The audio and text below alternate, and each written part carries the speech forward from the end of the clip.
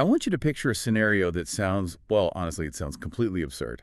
Yeah. Especially if you look at it through the lens of, 20th century American capitalism. Oh, absolutely. Right. So picture a massive multi-billion-dollar corporate utility company. And this utility is owned by Warren Buffett's Berkshire Hathaway, which is, let's be real, one of the most ruthless and successful profit-generating engines in the history of finance. Yeah, they definitely know how to make a dollar. Exactly. So imagine the accountants at this massive conglomerate looking at a spreadsheet regarding 4 of their huge concrete hydroelectric dams. They run the numbers, they check the regulatory environment, and they come to a conclusion that sounds like sheer infrastructural heresy. Right. They decide that the most cost-effective, fiscally responsible thing to do with these massive monuments of industry is to blow them up. It really represents a staggering inversion of everything we assume about American infrastructure. We are a nation historically defined by pouring concrete, Oh, for sure. We love our concrete. We do. We tame valleys, we reroute entire watersheds, we electrify the wilderness. So to actively deconstruct a monolithic, working hydroelectric dam, that just goes against a century of accepted engineering dogma. Yeah, it was long considered just like a fringe environmental fantasy. Exactly. A fantasy. But as the source dossier for our deep dive today reveals, that fantasy has become a very loud, very concrete reality. And it happened twice. That's the crazy part. Twice, in just over a decade, the United States fundamentally reversed course. We dismantled massive dams and reopened hundreds of miles of river. Which is unprecedented. Totally unprecedented. Yeah. And that brings us to our mission for this deep dive. We're going to dig into the dossier in front of us, but our goal isn't just to, marvel at the sheer mind-boggling engineering required to swing a wrecking ball at a 200-foot wall of concrete. Though that is fascinating in itself. Oh, it's incredible. But we really have to understand the profound historical reversal that was driving the machinery here. We're looking at how native tribes, people who were completely and systematically ignored when these walls went up, somehow orchestrated the campaigns that brought them down. And doing that requires us to look at this history not as a single event, but really as a diptych. Right, diptych. Yeah, 2 contrasting stories that reach the same outcome. So we're going to examine 2 distinct rivers that share this unprecedented outcome, but follow entirely different pathways to get there. Okay, lay it out for us. First, we have the Elwha River in Washington state. The Elwha presents a narrative of a relatively contained, pristine wilderness, where the solution ultimately came straight from the top through a direct act of Congress. So a federal solution. Right, and then second, we'll look at the Klamath River on the California-Oregon border. Now, the Klamath is a completely different beast. It's a sprawling, multi-state, deeply contested agricultural basin where the removal was driven not by Congress, but by, well, that very corporate spreadsheet you mentioned earlier. Navigating a massive labyrinth of federal regulatory processes. Well, exactly. I really love that diptych framing, but it immediately highlights a massive contrast for me. A federal mandate on one hand versus a corporate regulatory loophole on the other. Yeah, it's a huge difference. So let's start with the first panel, the Elwha. To understand how we get to an act of Congress, we need to understand what was actually lost in the first place. Situate us geographically here. If you and I are standing on the banks of the Elwha in the early 1900s, what are we looking at? Well, you would be standing on the Olympic Peninsula in Washington state, completely immersed in a dense, towering, temperate rainforest. Oh, beautiful. It really is. And the Elwha is not a particularly long river. It only runs about 45 miles. It originates up in the high snowpacks of the Olympic Mountains, plunging through deep, rocky canyons, and flows north to empty into the Strait of Juan de Fuca. Okay, got it. And today, a vast majority of that watershed is protected within the boundaries of Olympic National Park. But back in the early 20th century, the concept of wilderness preservation was just entirely secondary to resource extraction. Right. It was all about industry. Exactly. The region was absolutely booming. The timber industry was voracious. Settlements like Port Angeles were expanding rapidly, and all of that growth required electricity. And when a 1910s industrialist looks at a steep river with a high volume of cold, fast water dropping out of a mountain range, they only see one thing: untapped potential energy. Precisely. And that was exactly the view taken by a man named Thomas Aldwell. He was a local developer who looked at the Elwha and saw the power to electrify the entire peninsula. But he just decides to build a dam. Pretty much. Between 1910 and 1913, Aldwell and his backers financed the construction of the Elwha Dam. They placed it on the lower river, barely 5 miles upstream from the ocean, wedging a concrete structure roughly 108 feet high into a really narrow gorge. Wow, 108 feet. Yeah, it was an engineering triumph for the era, but, they didn't stop there. By 1927, they wanted even more power, so they moved further upstream and constructed the Glines Canyon Dam. And that one was even bigger. Much bigger. That one was a true monolith for its time, towering roughly 210 feet high, completely plugging a dramatic narrow slot canyon. So in less than 2 decades, you have a 108-foot plug and a 210-foot plug completely sealing off a wild mountain river. Right. But here is the detail in the dossier that absolutely stopped me in my tracks when I was reading it. They built these massive structures without any functional fish passage whatsoever. No fish ladders, no bypass systems, nothing. Nothing at all. And they didn't do it because they didn't know better, right? They did it in direct defiance of the law. Yes, and that is the crucial defining oversight of the whole Elwha story. At the time the Elwha Dam was constructed, the state of Washington actually already had a law on the books explicitly requiring dams to be built with fish passage. Wait, really? So it was already illegal to block the fish? Completely illegal. The legislators back then knew that blocking the salmon runs would devastate the region's fisheries, but the builders, driven by the urgency of capital and development, essentially just bypassed the requirement. How did they get away with that? Well, they built a makeshift, completely non-functional fish hatchery at the base of the dam as a sort of, legal fig leaf, and the state authorities simply looked the other way. Just ignored it. Yeah. The frontier capitalism of the era basically dictated that hydroelectric power for local pulp mills trumped biological continuity. Let's talk about that biological continuity for a second, because we aren't just talking about a few fish losing a swimming route here. I want to skip the standard middle school biology lesson about salmon smelling their way home.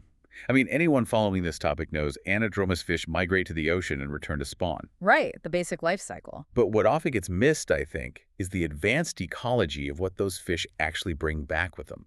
The salmon aren't just swimming upriver, they're acting as massive biological conveyor belts. That is a brilliant way to conceptualize it, actually. Because when salmon spend years out in the Pacific Ocean, they are accumulating vast amounts of marine-derived nutrients, specifically nitrogen and phosphorus. Okay. And when they return to the Elwha to spawn and eventually die, their decaying bodies deposit thousands of tons of this ocean-derived fertilizer directly into the inland forest ecosystem. So they're literally feeding the trees. Literally.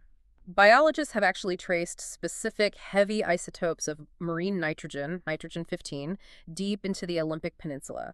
They find it in the leaves of the huckleberry bushes, in the muscle tissue of the black bears, and even in the canopy of the old-growth Douglas firs. That is wild. The forest is quite literally built out of the ocean, delivered by the salmon. Which means when Thomas Aldwell poured that 108-foot wall of concrete just 5 miles from the ocean, he didn't just block a fish, he cut off the primary nutrient supply for an entire terrestrial ecosystem. He starved the forest. He starved it. And the scope of it is staggering. We're talking about legendary Elwha Chinook salmon, these massive fish that routinely tip the scales at 100 pounds. And they were sealed out of more than 90% of their historic habitat. Over 70 miles of pristine river and tributary spawning grounds just suddenly empty. But, as catastrophic as that is, viewing this purely as an environmental tragedy is kind of repeating the exact blind spot of the 20th century dam builders, isn't it? Absolutely, because the true devastation was human. We really have to look at the impact on the Lower Elwha Klallam tribe. For this indigenous community, the river was not just a recreational resource or a mere food supply. Right. It was the absolute center of their cosmology. Their reservation sits right near the river's mouth, and the Elwha was the literal and spiritual foundation of their entire existence. And the dams targeted that foundation with almost surgical precision. Imagine if someone walled off your kitchen, your church, and your local grocery store all at once and told you it was for quote-unquote progress that you wouldn't even benefit from. That's a very accurate analogy. It's one thing to lose the salmon runs, which immediately destroyed the tribe's traditional diet and their economic autonomy, but it goes so much deeper than that. The reservoirs created by those dams, Lake Aldwell and Lake Mills, they didn't just hold back water, they drowned specific highly sacred geography. Yeah, I was reading through the source materials, and the tribe describes how the rising waters of the lower reservoir completely submerged their traditional creation site. Like Yes. the actual physical place where their oral history states the creator first brought their people into existence, just gone under the water. It is a profound cultural trauma. The center of their world was buried under millions of gallons of water just so a private developer could power a local pulp mill. And the Lower Elwha Klallam tribe absorbed the totality of that loss while reaping absolutely none of the benefits of the electrification. They didn't even get the power. No, the power lines bypassed their homes entirely. It perfectly encapsulates the exclusionary paradigm of 20th century American infrastructure. The tribes were not consulted. Their legally recognized, treaty-guaranteed fishing rights were treated as irrelevant nuisances. So it's an obstacle to be ignored. Exactly. The capital was secured, the concrete was poured, and the native peoples were simply expected to fade away.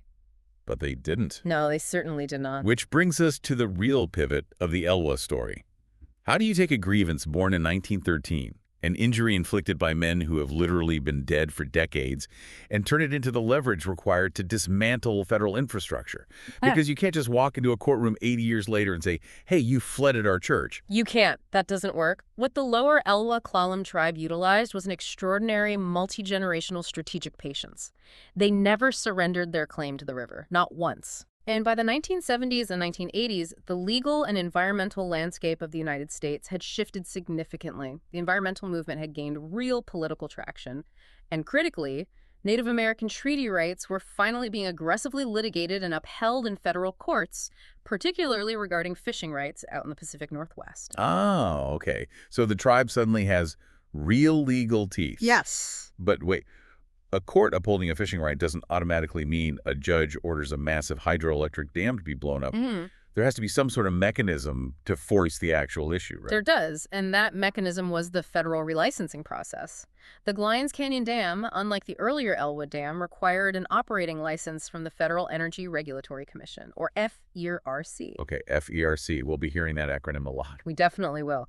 So when that license came up for renewal, the Lower Elwha Klallam tribe, now allied with various environmental groups and fisheries agencies, they essentially ambushed the regulatory process. How so? They argued that because the dam was situated within the boundaries of Olympic National Park boundaries that had actually been expanded after the dam was built, FERC didn't even have the legal authority to relicense a private dam inside a national park. Oh, that is a brilliant piece of legal jiu-jitsu right there. They didn't just argue, the dam is bad for the Thor. They found a jurisdictional loophole that tied the federal government into absolute knots. Exactly. They caught them on a technicality, and the ensuing legal stalemate became incredibly protracted and expensive. The dam owners suddenly realized they were facing a legal battle that could easily last decades. Right. Meanwhile, a coalition of scientists began presenting the Elwha as an unprecedented opportunity. Because the upper watershed was locked safely inside Olympic National Park, it was totally pristine. There was no agricultural runoff, no urban sprawl. It was like a perfect blank slate. Precisely. The scientists realized that if you could just get those two concrete blockades out of the way, you had a perfect, massive laboratory to see if a completely decapitated river could heal itself. And that combination, the relentless tribal legal pressure, the jurisdictional mess with the national park, and the scientific potential that finally forces the hand of the federal government. It does. Which leads us to October 23, 1992. Yes. The Elwha River Ecosystem and Fisheries Restoration Act. This is the absolute cornerstone of the Elwha panel of our diptych. Congress intervened directly. It passed a law. It passed a federal law specifically authorizing the acquisition of both dams by the federal government and explicitly authorizing their removal if it was determined to be necessary for the full restoration of the Elwha ecosystem and its native salmon runs. Okay, so a direct act of Congress. The ink dries in 1992. The government essentially says take them down.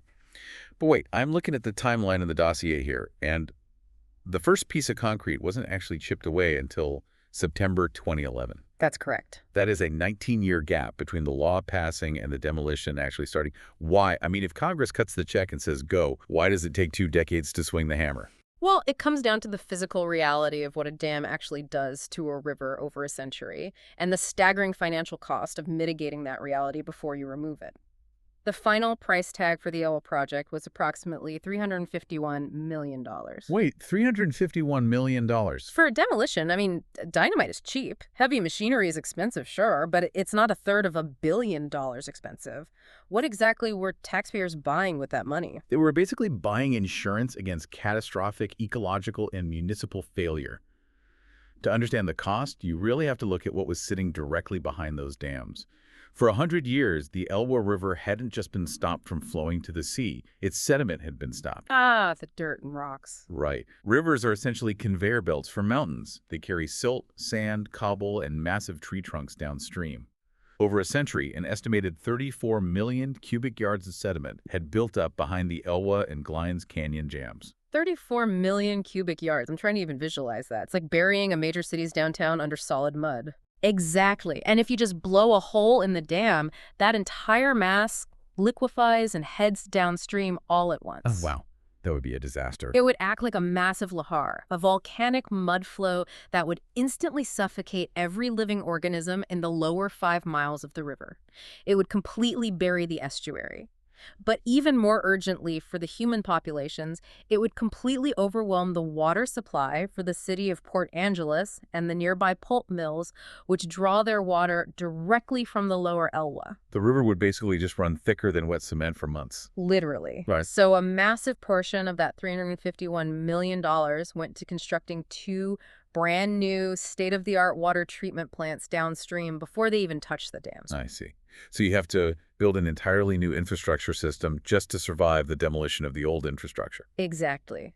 These plants were engineered specifically to filter out the extreme levels of suspended sediment that the demolition would inevitably release, guaranteeing that the municipal and industrial taps wouldn't just run dark brown. Makes sense. They also had to spend millions raising and reinforcing flood protection levees to protect the Lower Elwha Klallam Reservation, which sits precariously on the floodplain near the river mouth. Okay, that makes the 19-year delay make perfect sense. You're essentially building a massive safety net that spans an entire watershed. Yeah.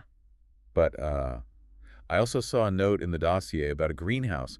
Why on earth build a greenhouse for a dam removal project? Think about the reservoirs. When Lake Aldwell and Lake Mills are finally drained, they aren't going to reveal pristine green meadows.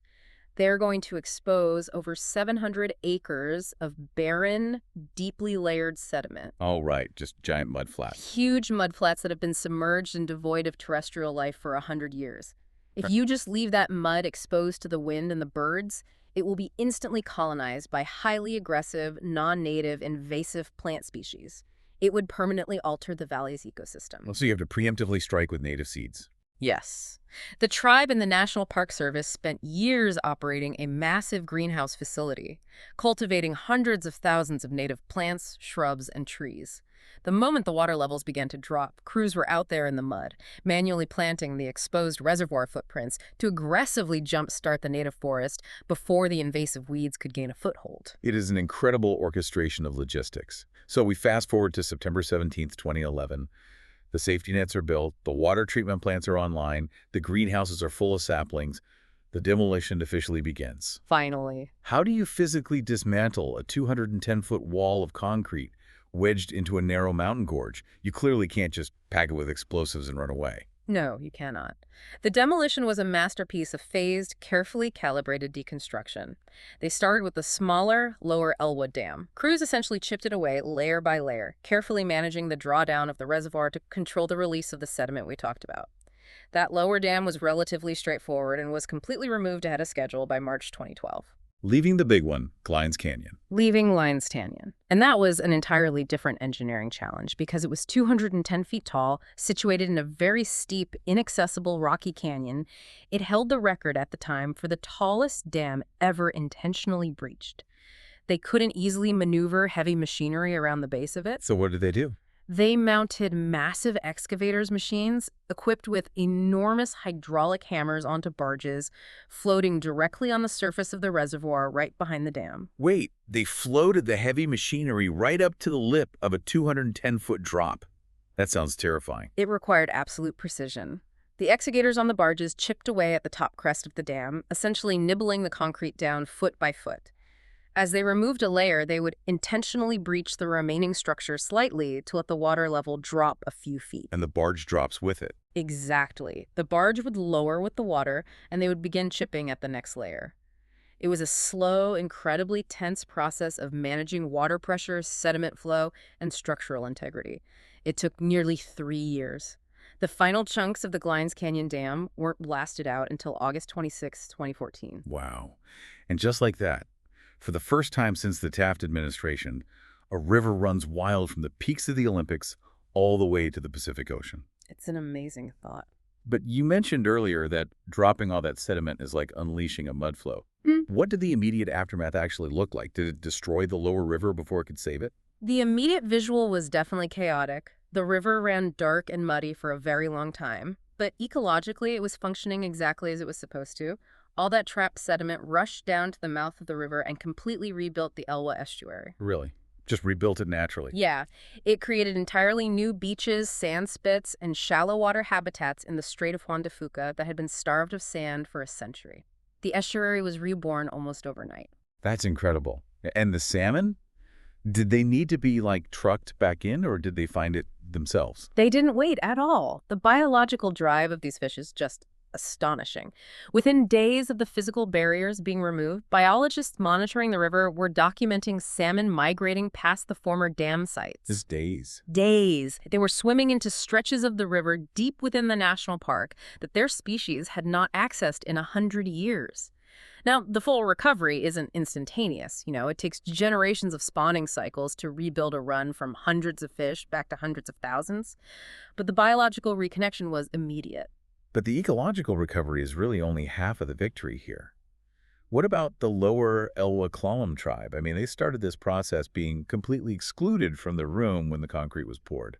Where are they when the concrete comes down? They emerge in a totally transformed role. They shifted from being a marginalized, ignored voice into taking on a formal role of active coast stewardship. Tribal scientists and technicians are out on the river right alongside the National Park Service. That's a huge shift. It is. They are managing the native plant restoration, they are operating the sonar equipment to count the returning salmon, and they are guiding the long-term management of the watershed. The river's fate is once again intertwined with their governance. So if we look at this first panel of our diptych, the Elwha proves the seemingly impossible. You can dismantle massive federal infrastructure, you can legally mandate the restoration of a watershed through an act of Congress, and the ecosystem will respond rapidly. It is a massive victory. It absolutely is. But it also feels almost like a best-case scenario. The Elwha had unique advantages. Most of the river was safely locked inside a national park. It only involved 2 dams. And most importantly, Congress was actually willing to step in, take ownership, and foot the $351 million bill. That's a very fair assessment. But what happens when the river isn't a pristine mountain stream? What happens when the river is exponentially larger, stretching across state lines, heavily contested by generations of farmers, and entirely outside of a national park? You get a very different story. And critically, what happens when the massive dams blocking the river aren't a federal problem, but are owned by a massive, profit-driven private corporation that refuses to yield? Well, that brings us to the second panel of our diptych, the Klamath River. Let's shift our geography. We're leaving the deep, wet rainforests of the Olympic Peninsula and heading south down to the border region of Oregon and California. Walk us through the Klamath Basin. If the Elwha is a contained, fast-moving mountain stream, the Klamath is a sprawling continental artery. It is an incredibly complex basin. Uniquely, it operates somewhat like an upside-down river. An upside-down river, what does that mean? It means it originates not in towering, snowy peaks, but in the high, flat, arid desert of southern Oregon, specifically in the upper Klamath Lake Basin. From that high desert plateau, it cuts its way westward, carving deep canyons through the Cascade Mountains, winding through the rugged, heavily forested terrain of Northern California, before finally emptying into the Pacific Ocean. Okay, so it starts flat and dry and cuts through the mountains to the ocean. And sitting right in the middle of that sprawling journey, right where the river cuts through the mountains, is an infrastructural choke point. Yes. A massive hydroelectric complex owned by a private utility company called PacifiCorp. And PacifiCorp, it is essential to note for context here, is a subsidiary of Berkshire Hathaway Energy. Warren Buffett's company. Exactly. And they operated 4 major dams on the main stem of the Klamath River. Name them for us, going downstream. Highest up, sitting in Oregon, you had the J.C. Boyle Dam, which was completed in 1958. Then, crossing the border into California, you hit Copco number 1, completed around 1918. Shortly after that is Copco number 2, completed in 1925. And finally, the lowest dam on the river, Iron Gate Dam, completed in 1962. I have to pause here because that last name, Iron Gate, carries a very specific weight for me personally. Oh, really? Yeah. The dossier talks about the broad impacts, but I can actually speak to the hyperlocal reality here. Iron Gate is the dam that flooded my own family's traditional campsite. Oh. Yeah, generations of my family spent their summers there, and when the reservoir backed up in the early 60s, it all just vanished under the water.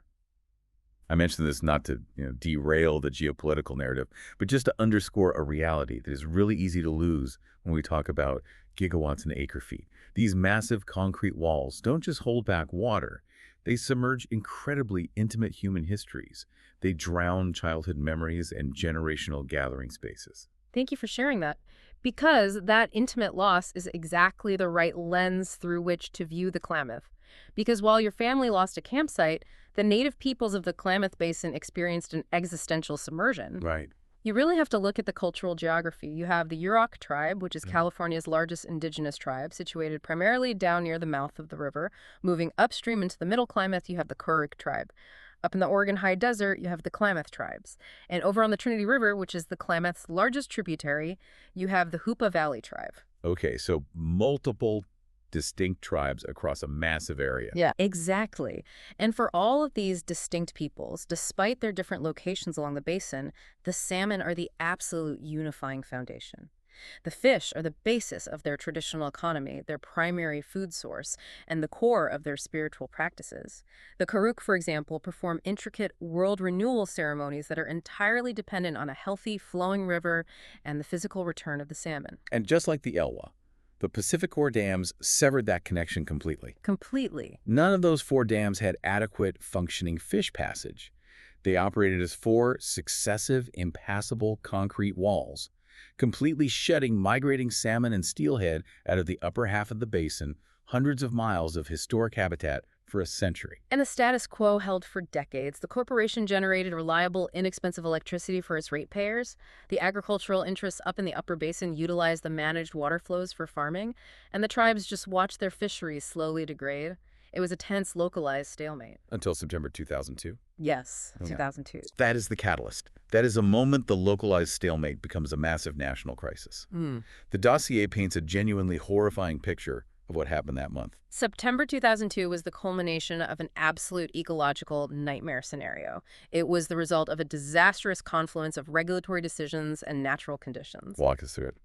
Well, the federal agencies managing the river flows had decided to hold water back up in the upper basin for agricultural irrigation, meaning the water being released downstream from Iron Gate Dam was running at historic, artificially low levels. Okay, so barely a trickle. Right. And at the exact same time, the region was experiencing a particularly hot late summer, which caused the already shallow water in the lower river to bake in the sun, violently spiking the water temperatures. Low flows in hot water.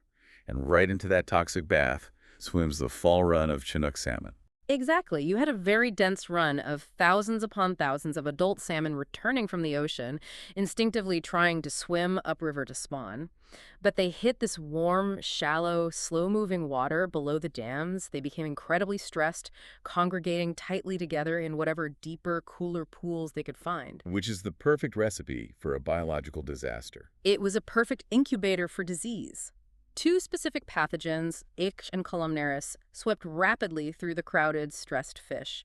The resulting disease outbreak caused a massive, catastrophic fish kill in the lower river. The photographs from that week are genuinely apocalyptic. You look at the banks of the Klamath, and it's not just a few dead fish floating.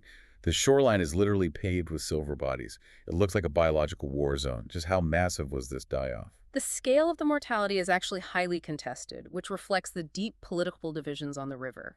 The official government counts, looking strictly at recovered carcasses, tend to cluster around 34,000 dead adult salmon. 34,000, that's insane. But biologists working for the tribes and independent scientific observers, factoring in the fish that sank or were consumed by scavengers, put the estimate exponentially higher, ranging from 60,000 to 70,000, or even more. But frankly, whether it's 34,000 or 70,000, the distinction almost loses meaning at that scale. It does. We're talking about tens of thousands of adult salmon, the literal reproductive future of the entire basin rotting in the sun before they could lay a single egg. For the Yurok, Karuk, Hupa, and Klamath tribes, this goes way beyond an ecological setback.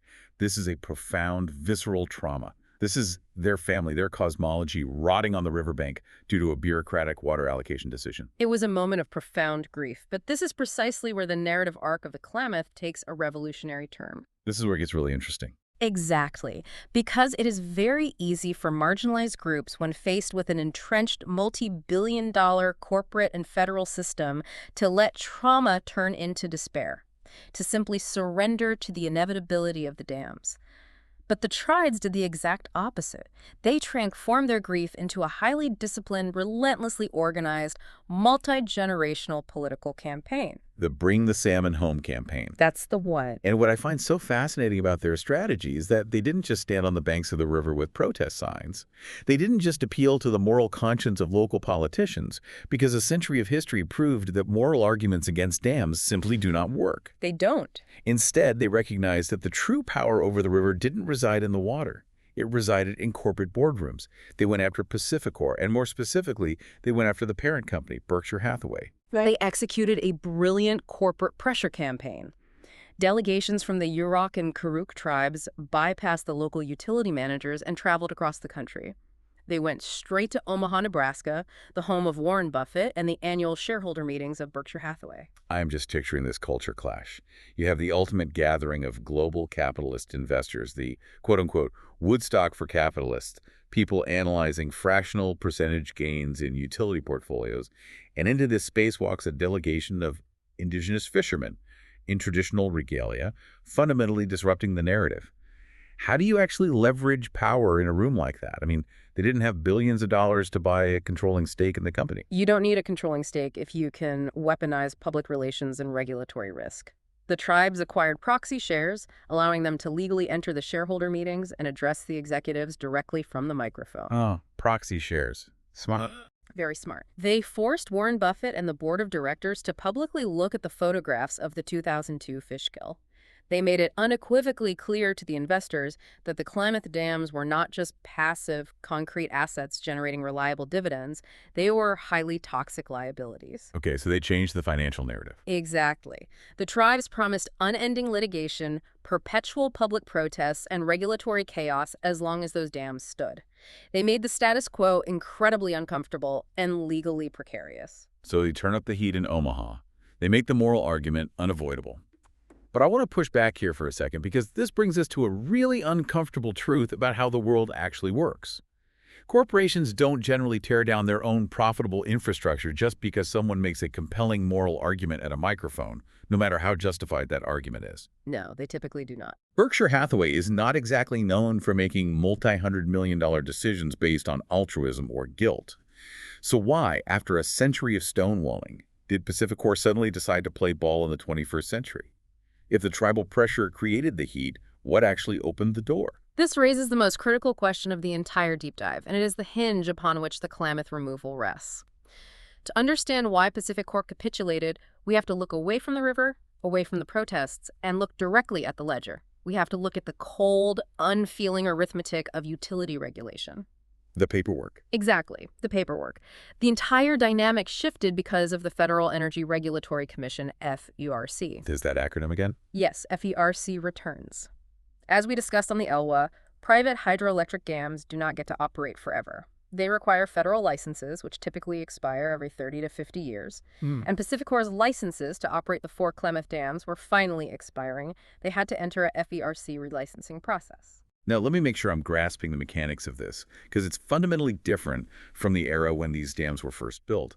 It's almost like having a 100-year lease on a commercial building constructed in 1920. When the lease is up in 2020, the city doesn't just hand you a new piece of paper. They say, sure, you can have a new lease, but only if you bring the entire building up to modern 21st century fire codes, earthquake standards, and ADA compliance. And suddenly, the owner realizes the required upgrades are going to cost more than the building is actually worth. That is a perfect analogy. The environmental laws in the books in the 21st century were radically different from the 1920s or the 1950s. The Endangered Species Act, modern clean water regulations, and aggressive tribal treaty litigation mandated a totally new baseline. Okay, so the rules changed. Dramatically.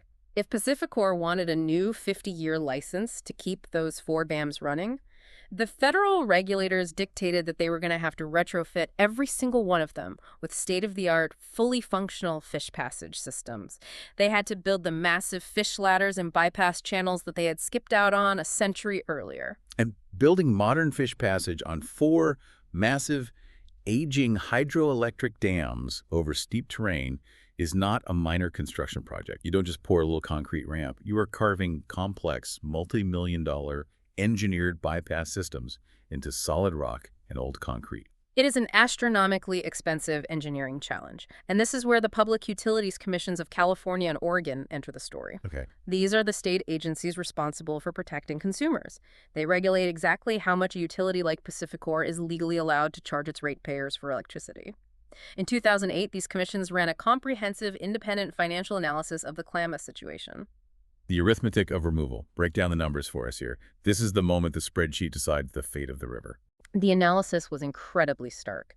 If PacifiCorp chose to keep the 4 dams, dig in their heels, and build the federally mandated fish passage retrofits, the estimated cost was well north of $400 million. Wow. Over $400 million. And those costs would inevitably be passed on to the ratepayers, the people paying their monthly electricity bills in Oregon and California. However, if PacifiCorp chose a negotiated settlement, if they agreed to surrender their operating licenses and physically remove the dams, the financial picture changed dramatically. How so? Through a negotiated settlement, the corporate liability could be capped, and a significant portion of the removal costs would actually be subsidized by public state water bonds and a specific capped ratepayer surcharge. Under that removal scenario, the cost to the utilities customers was calculated to be more than $100 million less than the cost of keeping and retrofitting the dams. So what does this all mean? I need to sit with the irony of this for a moment. Let me synthesize this because it's almost too perfect. The ultimate catalyst for the largest, most consequential environmental dam removal project in the history of the world wasn't just a sudden burst of environmental conscience. It was a corporate spreadsheet. Essentially, yes. A spreadsheet identifying a $100 million liability reduction. The indigenous activists basically found themselves aligned in an incredibly bizarre bedfellow situation with the cold capitalist logic of utility rate regulation. The tribes are demanding removal for the soul of the river, and the accountants are demanding removal to protect the quarterly dividend. It is vital to maintain a highly objective documentary perspective when analyzing this alignment. Yes, the arithmetic is what made the removal financially actionable for Berkshire Hathaway. We must unequivocally acknowledge that the relentless tribal advocacy, the protests in Omaha, the legal pressure, that is what brought the issue to a boil. Right, they forced the issue. The tribes made the status quo utterly painful and legally contested for the corporation. They forced the relicensing process to be heavily scrutinized. But ultimately, it was the utilities' legally mandated self-interest. The realization that protecting their ratepayers and their bottom line meant surrendering the dams, that actually tipped the scales.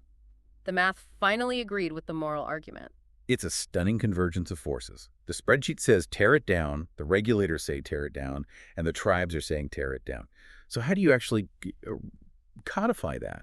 Because getting state governments, a massive corporate conglomerate, furious agricultural irrigators, and multiple sovereign native tribes to agree on the color of the sky is hard enough. How do you get them to agree to dismantle a river system? It required years of grueling, intensely complex negotiation. But it ultimately led to a landmark document in February 2010, the Klamath Hydroelectric Settlement Agreement, or KHSA. Okay, the 2010 settlement. Yes. This was a massive, sweeping agreement signed by over 40 different parties. You had the tribes, the states of Oregon and California, various federal agencies, PacifiCorp itself, and even representative groups for agricultural irrigators and conservationists. The KHSA laid out a comprehensive framework for exactly how the removal would be funded and executed. But the Klamath Basin is famous across the American West for its intractable water wars. Did a piece of paper signed in 2010 actually hold up? It immediately hit a massive roadblock. The original 2010 agreement was inextricably linked to a companion piece of legislation that dealt with sharing water resources between the tribes and the Upper Basin agricultural irrigators. Right. Because it involved federal funding and massive water policy shifts, it required an act of Congress to authorize it. Just like the Elwha, they needed Congress to rubber stamp the settlement. Exactly. But unlike the Elwha, Congress balked. The political climate in Washington, D.C. had changed significantly. The legislation became highly politicized, it stalled in committee, and it ultimately died. Congress simply refused to pass the law required to enact the 2010 settlement. So what do? The coalition spent years negotiating a delicate peace treaty, and Congress just walks away. The Elwha route is officially dead. You have to pivot, and you have to get creative. If the legislative route is blocked, you have to use the administrative route. In April 2016, the major parties regrouped and significantly amended the settlement agreement. What changed in 2016? They decoupled the dam removal portion from the contentious water-sharing legislation. Instead of waiting for a paralyzed Congress, they decided to route the entire removal project directly through FERC's existing administrative regulatory process, specifically a process called license surrender. Okay, a license surrender. PacifiCorp basically tells FERC, we don't want the dams anymore, you can have the license back. But wait, that raises a massive red flag. If I'm Berkshire Hathaway, I know that tearing down 4 dams and releasing a century of toxic anaerobic sediment is an incredibly risky proposition. Very risky. What if a catastrophic flood happens mid-demolition and wipes out a downstream town? What if the sediment contains heavy metals? A corporate conglomerate is not going to just hand over a license and casually accept billions of dollars in unknown open-ended liability. The corporate lawyers would never allow it. You have zeroed in on the exact legal hurdle that nearly killed the deal. PacifiCorp was terrified of the unknown liabilities of the physical removal process. To solve this, the parties engaged in a brilliant piece of legal maneuvering. They created a brand new, independent, nonprofit entity called the Klamath River Renewal Corporation, or the KRRC. A nonprofit. How does a newly formed shell nonprofit legally wash Berkshire Hathaway's hands of liability? You can't just transfer a toxic asset to a dummy corporation with $0 and say, not my problem anymore. The state regulators wouldn't allow that. If something goes wrong, the public is left holding the bag. Right, and the regulators only allowed it because the KRC wasn't empty, it was heavily capitalized. The amended settlement allowed PacifiCorp to legally transfer the actual title of the 4 dams to the KRRC. The KRRC became the official dam owner, solely for the purpose of surrendering the FERC license and managing the physical demolition. Okay. Crucially, the KRC was shielded by a massive pre-funded liability cap. The funding for the removal, roughly $450 million, was already secured in the bank. Where did that come from? Part of it came from a ratepayer surcharge that PacifiCorp customers had been paying for years, and a massive chunk came from a water bond previously passed by California voters, Proposition 1. So the money was sitting in the bank. Oh, wow. By transferring the dams to a fully funded entity specifically designed to absorb the risk, PacifiCorp successfully capped its corporate liability, and the states were assured the project had the funds to be completed safely. Wow. It is an absolute masterpiece of legal and financial needle threading. They use a state bond measure, a ratepayer surcharge, and a liability shell game to bypass a paralyzed Congress entirely, routing the largest dam removal in history through an administrative FERC loophole. It's breathtakingly cynical and beautifully effective at the exact same time. It really is an incredible feat of negotiation. So they have the KRRC, they have the money. When did the federal government finally give the ultimate green light? The final, decisive legal hurdle was cleared on November 17, 2022. That is the day FERC issued a unanimous decision formally approving the license surrender and authorizing the decommissioning of all 4 dams. November 2022. The paperwork is finally signed, the liability is shielded, the money is in the KRRC account. Gear us up for the finale here, because taking down 4 dams on a river the size of the Klamath is an entirely different scale than the Elwha. How do you actually execute this? Once the FERC approval was secured, the timeline accelerated with incredible speed, which is a sharp contrast to the decades of grinding legal battles. The physical dismantling began with the appetizer, the smallest of the 4 dams, Copco number 2. The appetizer, right. Because it was essentially a diversion dam without a massive deep reservoir pooled behind it, construction crews were able to isolate it and remove the concrete structure relatively quickly in the fall of 2023. Okay, that's 1 down. But that leaves the 3 monsters, J.C. Boyle, Copco number 1, and Iron Gate. And this brings me back to the Elwha again. On the Elwha, they spent nearly 20 years and $350 million building water treatment plants and levees just to handle the massive pulse of mud. The Klamath is exponentially larger, but I don't see any massive water treatment plant line items in this dossier.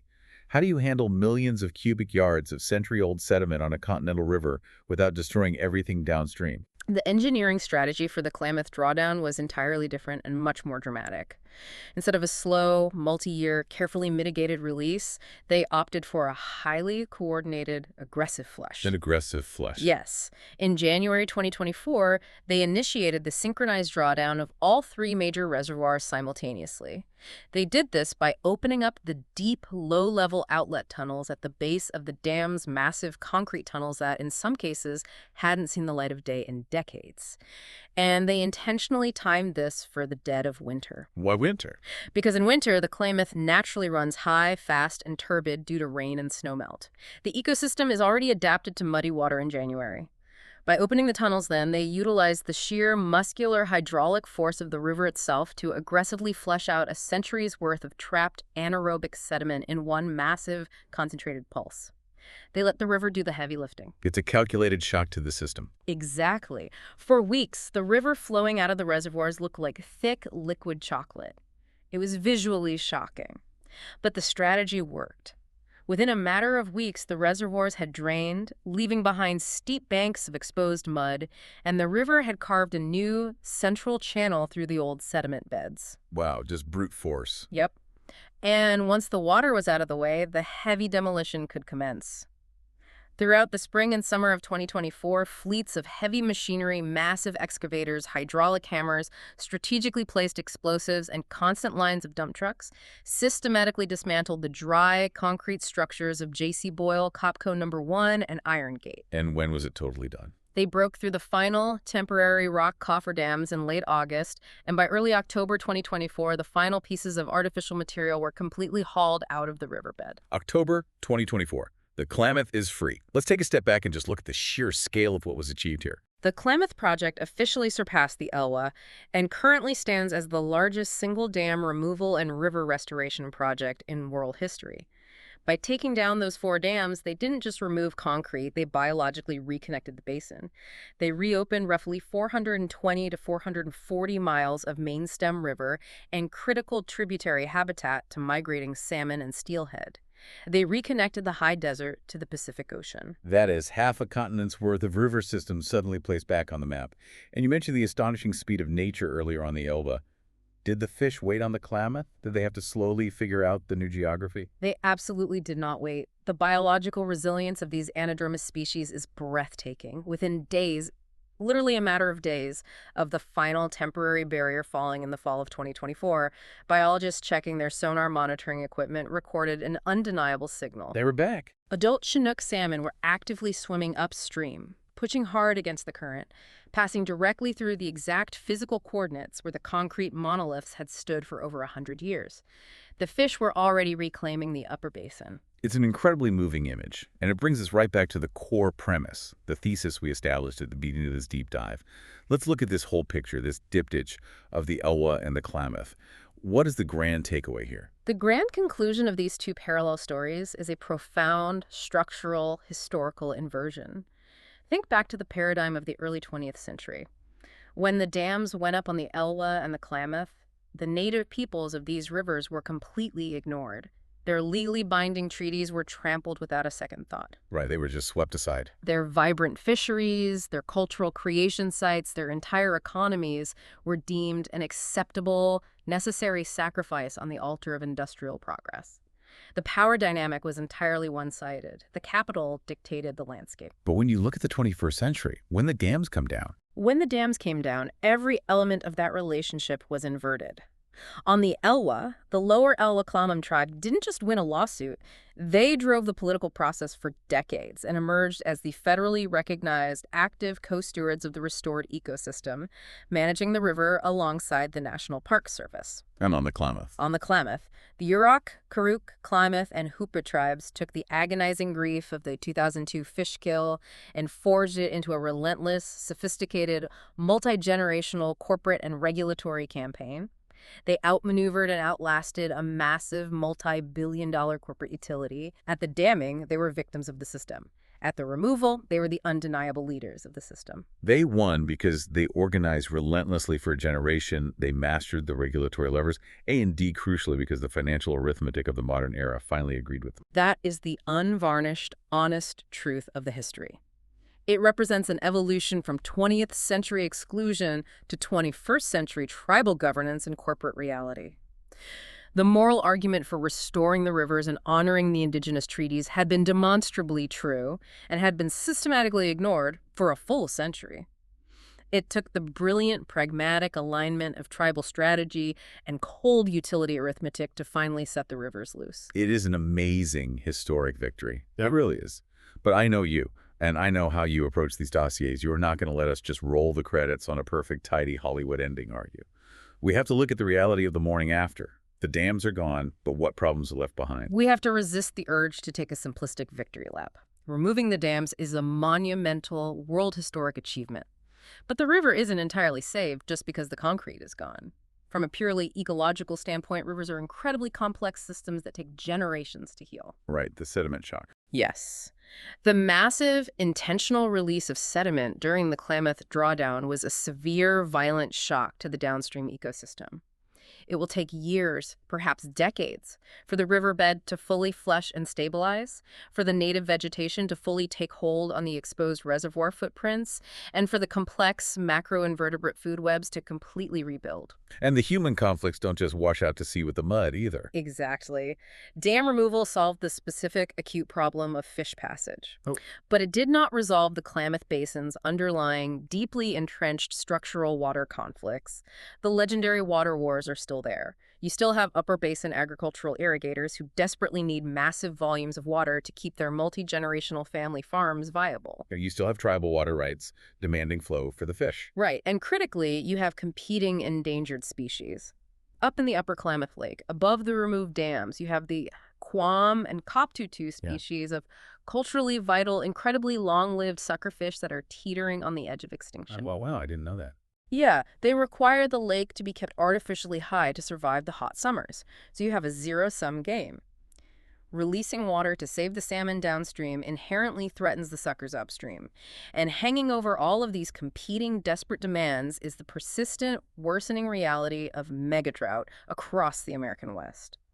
A free-flowing river is a necessary, beautiful beginning for restoration, but it is absolutely not an ending to the conflict over a fundamentally scarce resource. And in maintaining a truly neutral documentary perspective, we also have to acknowledge the people who lost something tangible in this process. Because not everyone was standing on the banks cheering when the wrecking balls swung. That is a crucial point for a complete understanding of the dossier. The removal project faced fierce, deeply rooted opposition. There were the farmers, terrified about the long-term security of their irrigation water, and there were the reservoir front property owners. The people who lived on the lakes. Right. For over 60 years, a community of people had built homes, retirement plans, and lives around the artificial lakes created by the Copco and Iron Gate dams in Siskiyou County. When those dams came down, their beautiful lakefront vistas vanished in a matter of weeks, leaving behind vast, filth-smelling mud footprints. They lost recreational access, they lost firefighting water resources, and they faced radically altered property values. Yeah, that's a huge hit for a community. Their opposition was rooted in real, agonizing personal loss, not in malice toward the fish or the tribes. It's important to recognize that massive infrastructural changes, even when the broader environmental and historical outcome is overwhelmingly positive, always exact a localized, painful toll. It's a complex, messy, beautifully complicated reality. It is the reality of living in a shared landscape. But I want to leave you, the listener, with one final physical image to mull over as we wrap up this deep dive. We spent the last hour talking about abstract concepts. We've talked about FRC relicensing loopholes. We've talked about corporate liability shell games. We've talked about ratepayer surcharges and centuries of legal battles. But underneath all of that paper, all of that politics, and all of that money is the biology. The biology is what it's all about. Exactly. I want you to visualize the dark, rushing water of the Klamath River this past fall. I want you to picture the sheer muscular effort of a single adult Chinook salmon. A fish that has spent 3 years swimming in the vast, open expanse of the Pacific Ocean, driven by an ancient, inescapable chemical instinct to return to a specific gravel bed it has never actually seen. I want you to visualize that salmon pushing its way upstream, fighting the heavy current, and swimming directly, freely over the exact coordinates where, for over a century, someone had poured thousands of tons of concrete specifically to stop it. It is a profound, undeniable return to the natural order of the basin. The concrete is gone. And the quiet, powerful fact that echoes down through the restored canyons of the Elwha and the free-flowing main stem of the Klamath is this. This time, it wasn't the industrialists, the timber barons, or the distant politicians who unilaterally decided the river's fate. This time, it was the people of the river who took the concrete down. Thank you so much for joining us on this deep dive.